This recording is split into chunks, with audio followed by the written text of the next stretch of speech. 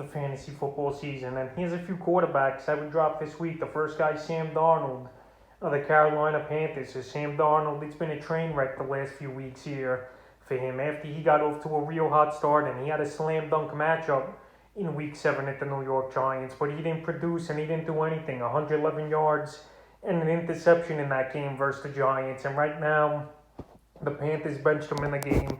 They put former XFL standout quarterback PJ Walker in, and that was a train wreck as well. But now there's rumblings that Deshaun Watson, the Carolina Panthers, are interested in, and the NFL trade deadline's November 2nd, so we'll see what happens if anything goes down. But right now, the Panthers don't feel comfortable with Darnold as their quarterback, even though they got off to a great start, and he was off to a great start. But right now, if they don't believe in him, obviously fantasy owners shouldn't believe in him, and they should drop him this week. For some reason, he's still owned in 4% of fantasy leagues, and the last 3 weeks, he just has done nothing. Week 5 versus Philly, 8 fantasy points.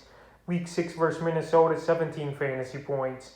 And Week 7 at the Giants, 2.44 fantasy points. And also, this Panther team's lost 4 in a row. So right here, he's an easy drop this week. The next quarterback's Justin Fields of the Chicago Bears. So Justin Fields, he's been a big bust so far. A few starts as a starter here for the Chicago Bears.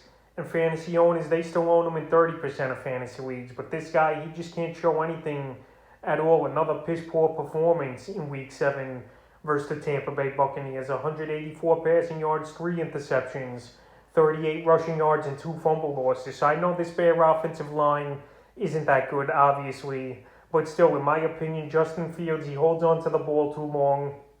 And he looks to run the ball way too much. So this season, in the 7 games he's appeared in, he's only had double-digit fantasy points twice this year. That's obviously not going to cut it. And he's a guy in Dynasty, Keeper, or even deeper leagues, unless it's a 2-quarterback league and you need a 3rd quarterback.